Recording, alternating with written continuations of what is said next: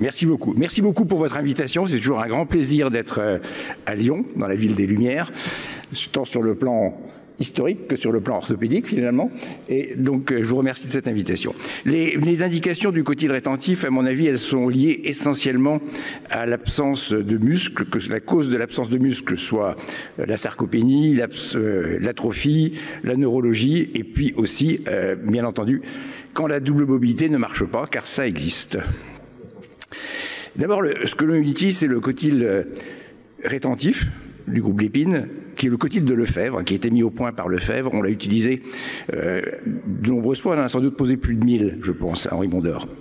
Son effet est un effet d'antitranslation, donc ce n'est pas le même mécanisme que la double mobilité pour prévenir la luxation, et ça se fait par un petit anneau qui bloque la tête, mais surtout l'avantage, c'est qu'il ne marche pas tout le temps, c'est-à-dire que il ne marche que lorsqu'il est dans les mouvements extrêmes, sinon il n'a pas d'action en réalité.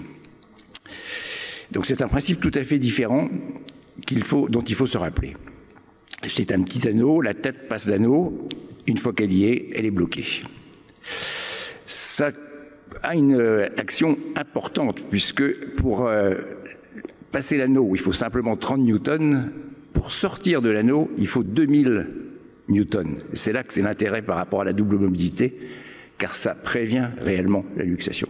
Et c'est un avantage aussi, c'est qu'on peut le mettre peut-être cimenté. Les patients âgés avec une atrophie musculaire et une fracture du col, il y a des risques de luxation, c'est connu dans la littérature. On a fait une étude comparative avec une double mobilité et des cotyles contraints. Vous allez voir que les résultats sont quand même pas tout à fait similaires. Quand vous avez moins de 84 ans, les résultats sont similaires en termes de risque de luxation. Si vous avez plus de 85 ans, le cotyle contraint prévient beaucoup mieux la luxation que la double mobilité. Pourquoi? Parce que dans la fracture du col du fémur, que on connaît tous, qui arrive aux urgences le soir, que l'interne analyse plus ou moins bien, parce que de toutes les manières, ces patients quand ils sont âgés, ils ont des maladies neurologiques non diagnostiquées. Passé 85 ans, 20% de la population a une maladie neurologique. Avez-vous vu un interne vous dire le matin au staff que la fracture du col du fémur a une maladie neurologique? Jamais.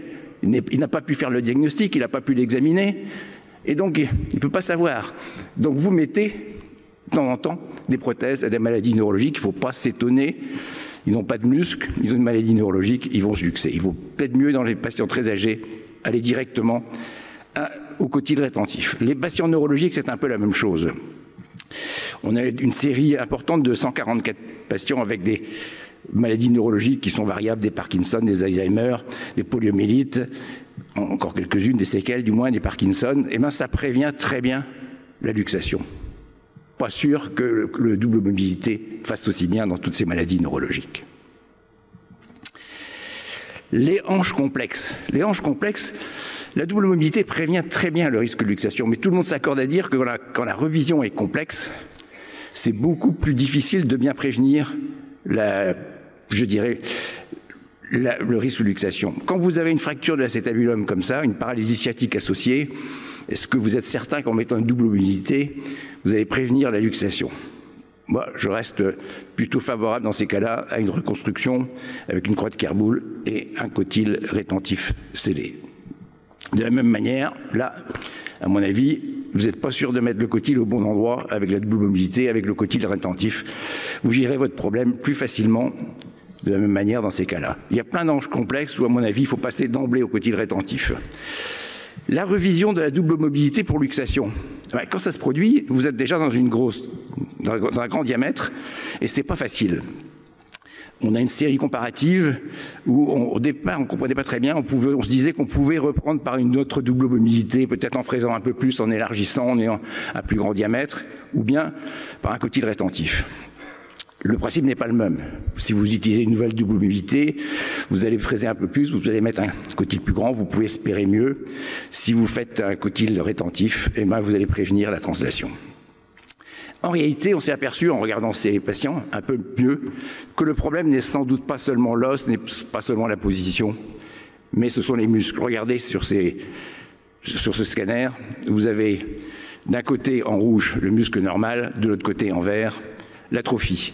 Non seulement il y a une atrophie, mais ce qui reste comme muscle n'est pas du muscle normal. C'est comme dans les coiffes de rotateurs. Vous avez une dégénérescence graisseuse. Donc le peu qui vous reste n'est même pas efficace. Donc, à mon avis, si vous ne regardez pas ça, vous risquez d'être déçu dans votre reprise. C'est ce qui s'est passé. Quand on a repris par une double mobilité, les luxations